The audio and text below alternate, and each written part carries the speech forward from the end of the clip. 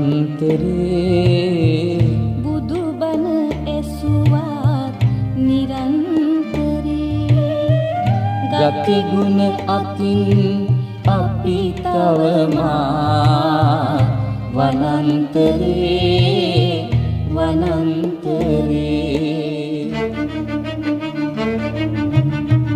බුදුබණ කිව්වත් නිරන්තරේ බුදුබණ ඇසුවත් නිරන්තරේ ගති ගුණ අතින් අපි තවමා වනන්තරේ වනන්තරේ